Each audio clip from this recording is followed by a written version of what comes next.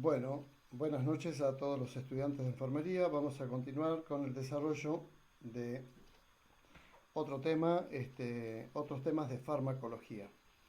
Bien, eh, administración de medicamentos.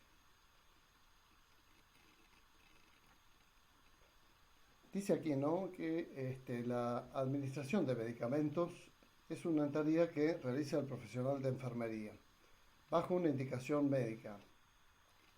Y para esto tenemos que realizar esta actividad en forma precisa, cumpliendo con ciertas normas básicas para asegurar una correcta administración de los medicamentos. Vamos a agrandar un poquito. Ahí está. Muy bien. Dice, sin una orden médica no se puede administrar medicamentos, salvo en aquellas situaciones en que la vida del paciente corre riesgo y entonces hay una indicación en forma verbal, pero posterior a la administración tenemos que asegurarnos que se haya registrado eso en la hoja de indicaciones médicas. Vamos a comprobar dice acá las 5 reglas, los 5 correctos: nombre del paciente, nombre del fármaco, dosis, vía y hora de administración o la pauta de ese medicamento, a qué hora se va a administrar, que concuerden con la prescripción dada por el médico. Bien, estos 5 correctos ustedes saben que tienen su fundamento teórico. El nombre del paciente, porque hay pacientes con igual nombre, apellido, puede diferir el documento nacional de identidad y entonces tenemos que chequear todos los datos para saber diferenciarnos y no cometer errores. El nombre del fármaco, porque hay muchos fármacos que tienen nombres parecidos, ¿no?, como en el caso de las cefalosporinas, primera, segunda, tercera, cuarta generación, y eso puede llevarnos a un error. Entonces tenemos que estar bien, pero muy seguros de que es el medicamento correcto. También nunca guiarnos por el formato del envase, el color de la pastilla, porque eso no es indicativo de una administración segura de medicamentos. O sea, hay formatos de ampollas que son muy similares y se prestan a la confusión, incluso hasta para el almacenamiento. Mucho cuidado. La vía de administración, esto va a estar ya pautado por el médico, según el efecto terapéutico que quiera lograr, si es rápido, o ir en los horarios. Entonces acá entran en juego, aparte de estas cuestiones del nombre, del paciente, del nombre del fármaco, todas las cuestiones de la farmacocinética que hemos revisado anteriormente. Se deben de guardar las medidas asépticas básicas para una administración segura de medicamentos. No puede haber contaminación, ¿sí? Entonces ahí extremar todos los cuidados. La medicación se debe administrar después de haberse preparado y quien preparó la medicación suministra la medicación. No delegamos en otra persona, ¿sí? Y tampoco nosotros aceptamos administrar un medicamento que haya sido preparado por otra persona, porque desconocemos cómo fue preparado ese medicamento. Asegurarse de que el paciente recibe la medicación, o sea, esto es que si le llevo a la unidad o a la habitación del paciente la medicación, no la dejo sobre la mesa del uso, sobre la mesada de comer del paciente, sino que se la ofrezco y me aseguro de que la haya tomado correctamente. Vamos a realizar los pasos del proceso de atención de enfermería en todo momento. Y aquí vemos la aplicación útil de lo que es el proceso de atención de enfermería con sus 5 etapas. Vamos a valorar los datos que pueden influir en la administración de la medicación.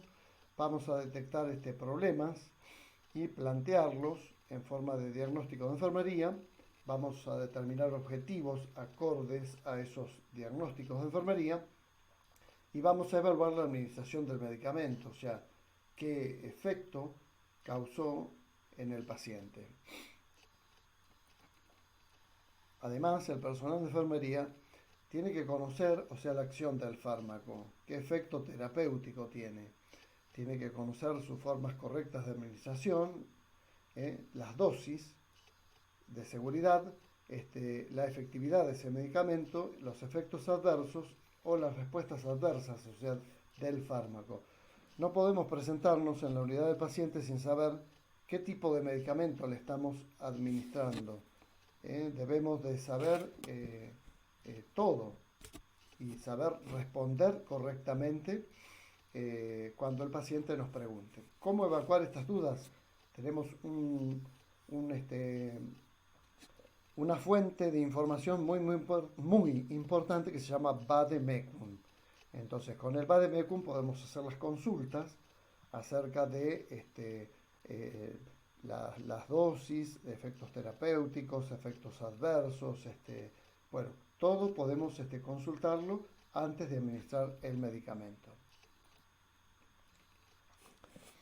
La vía de administración es el lugar o la zona donde el medicamento entra en el organismo. Ya revisamos esto en clases anteriores, en los videos anteriores, y hay diferentes vías para administrar un medicamento y quien lo va a determinar es el médico.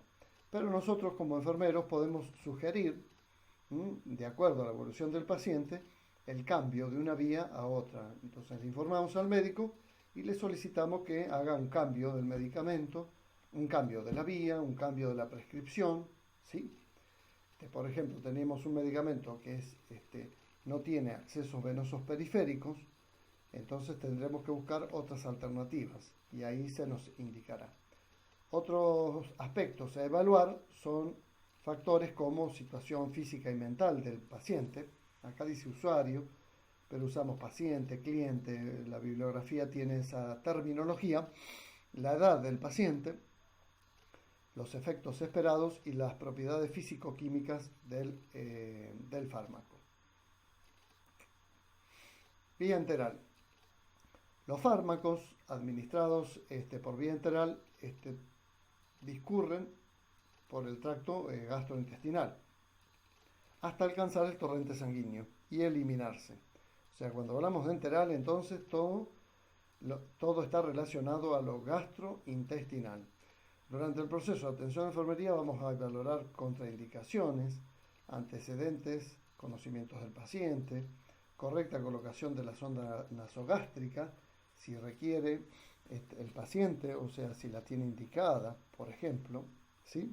Posibilidad de automedicarse, o sea, es capaz el paciente de tomar la pastilla, llevarla a la boca, ingerirla, estado del paciente, predisposición familiar, todo esto lo evaluamos. Y también siempre, si hay reacciones alérgicas, siempre tener en cuenta eso.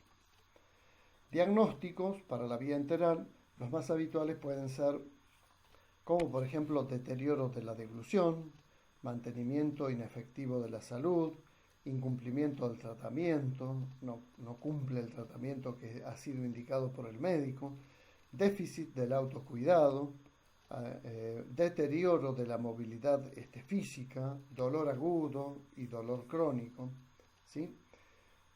Aquí tenemos, dice deterioro de la deglución. Bueno, esto es un aspecto muy importante, porque por ejemplo en pacientes inconscientes no vamos a tener el reflejo deglutorio, entonces acá no vamos a utilizar nada por boca, ¿sí? Y si hay deterioro de la deglución, vamos a tener el riesgo de que el paciente sufra broncoaspiración. Así que tenemos que estar pero muy alertas y atentos a este diagnóstico de enfermería, deterioro de la deglución. Objetivos. Se plantearán según los diagnósticos que presenta el paciente. Por ejemplo, si dice que el diagnóstico que hemos planteado es deterioro de la deglución, el objetivo va a ser evitar la broncoaspiración. La ejecución son pautas comunes en la preparación y administración de la medicación, ¿no? Y esto implica lavarse las manos, comprobar los 5 correctos, compruebe si se debe tomar antes, durante o después de las comidas y calcule la dosis e informe al paciente. Todo esto tiene sustento teórico. Lavarse las manos, ¿para qué? Para disminuir los microorganismos de la flora residente, evitar infecciones cruzadas. Bueno, de acá rescatamos todo de la teoría. Compruebe las 5 reglas: paciente correcto, ya algo dijimos, la vía también.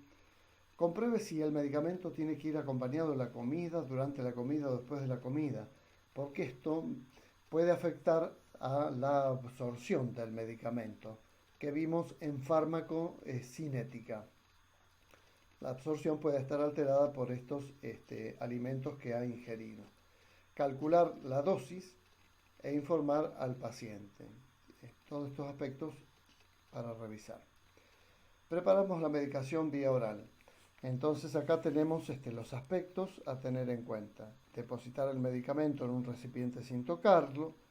Si es líquido, el recipiente previamente lavado debe estar a la altura de los ojos para ver cuántos mililitros tiene y ver qué cantidad de medicamento hemos depositado. B. Fracción de la medicación, si está permitido. Para obtener la dosis prescrita, que es lo que vamos a hacer, la vamos a triturar para que pueda ser tomada por el paciente. En el caso que se deba triturar la medicación, porque si no, el comprimido lo llevamos tal cual, ¿sí?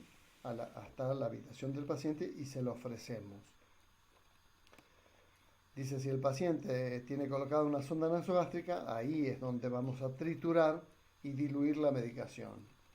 Pero tenemos que tener cuidado con esos medicamentos de liberación sostenida que vienen recubiertos por una protección especial, ¿no? Como si fuera una cáscara. Entonces esos medicamentos no se pueden triturar, va a haber que cambiar, vamos a tener que cambiar y solicitar al médico que nos prescriba una forma líquida. Depositamos el recipiente en las manos del paciente, si lo permite su estado, le indicamos que beba un poco de agua, que coloque la medicación en la parte posterior de la lengua y que vuelva a beber un poco de agua. Todo esto parece muy, pero es obvio, profe, que tenemos que hacer esto, pero bueno, son recomendaciones a la hora de administrar el medicamento y asegurarnos que el paciente lo está ingiriendo en forma correcta y que lo tome, ¿no? Y principalmente dice acá que no bascular la cabeza hacia atrás, o sea que no coloque la cabeza hacia atrás mientras está tomando, porque por ahí puede broncoaspirarse. Si el paciente no puede tomarlo por sí solo, entonces lo vamos a ayudar con una jeringa. Vamos a evitar introducir el medicamento con mucha presión o hacia la orofaringe y vamos a asegurarnos de que tome la medicación. Si tiene una sonda nasogástrica, lo que vamos a hacer es lavar la sonda con agua, con un volumen determinado de agua, 20-30 mililitros, y después le administramos el fármaco. Y posteriormente volvemos a lavar la sonda, ¿sí? Y vamos a valorar ahí la respuesta terapéutica del fármaco. Vía bucolingual. Entonces acá tenemos dos formas, la sublingual y la bucal. La sublingual, colocamos el fármaco debajo de la lengua. Es una vía de absorción rápida, como la endovenosa, por ejemplo. ¿Sí? El medicamento pasa al torrente sanguíneo.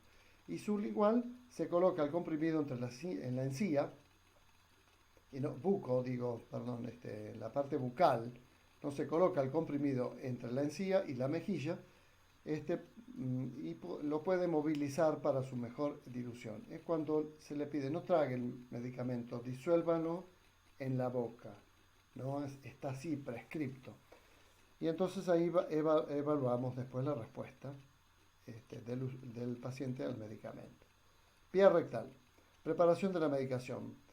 Va a depender del tipo de medicamento, si es un supositorio, una pomada o una enema.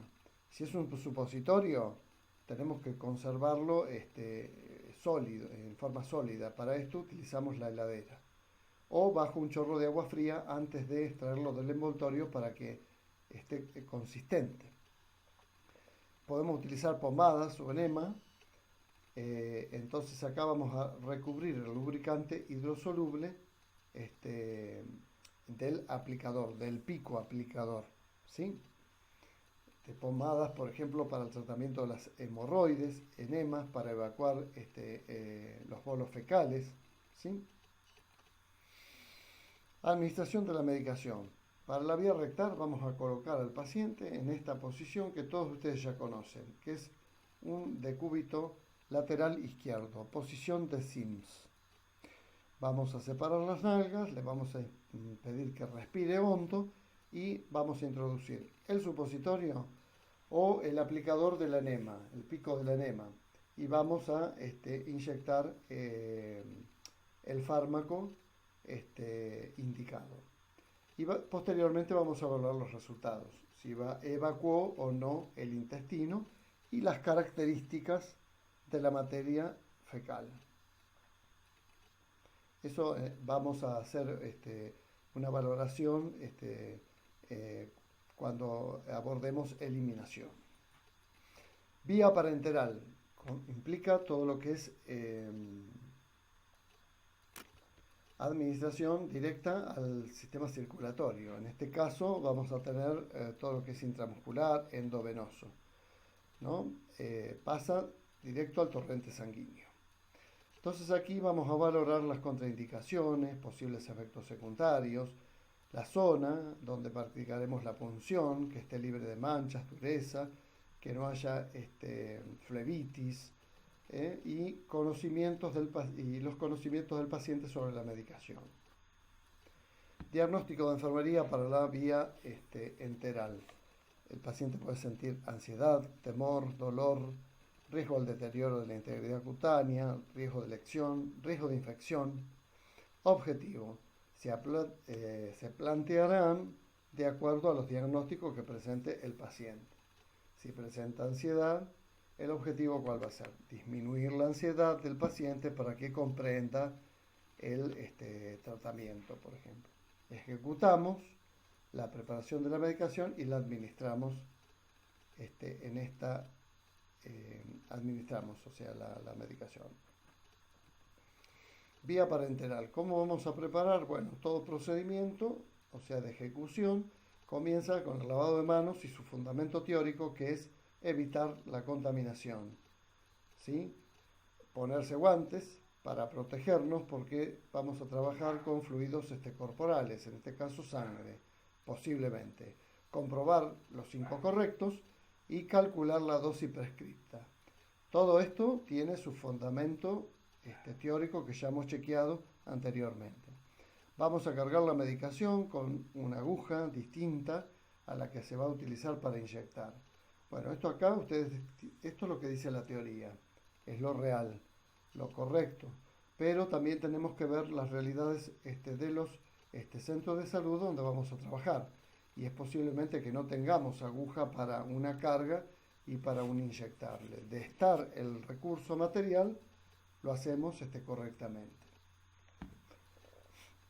Si es una ampolla, vamos a golpear suavemente el extremo superior, el pico sería de la ampolla o el cuello de la ampolla, porque ahí se puede acumular líquido y lo que vamos a hacer es que descienda a la cámara inferior. Lo vamos a sujetar con una gasa en el cuello de la ampolla y que viene previamente ranurado y lo vamos a romper con firmeza. Y posteriormente vamos a montar la aguja a la jeringa, la vamos a introducir hasta el fondo de la ampolla y vamos a aspirar suavemente con el émbolo. Vamos a aspirar suavemente traccionando de la parte posterior del émbolo, sería de la base del émbolo, no tocando el émbolo. Ahí hay que adquirir habilidad y destreza para no contaminar el émbolo.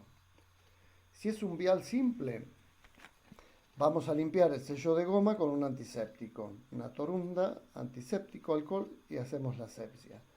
Vamos con la jeringa y aguja montada, vamos a deslizar el émbolo hacia atrás, X cantidad de centímetros cúbicos como medicación que se quiera extraer. ¿Para qué? Para insertar la aguja en el sello de goma que tiene el tapón de goma, vamos a inyectar ese aire aspirado y posteriormente lo que vamos a hacer es invertir el vial, deslizar la aguja hacia abajo para que pueda aspirarse toda la medicación. El bisel de la aguja debe permanecer en todo momento bajo el nivel del líquido, si no, no vamos a poder sacar el medicamento del interior del frasco. Bien, deseche la medicación que se haya cargado en exceso. Bueno, acá esto se pone en juego el cálculo de medicación, motivo por el cual el exceso se desecha. En algunas oportunidades hay que tener cuidado con esto porque por ahí la indicación es guardar para próximas dosis porque se puede llegar a guardar el medicamento. Eso lo chequeamos. Asegurarnos de que no queden burbujas en la jeringa.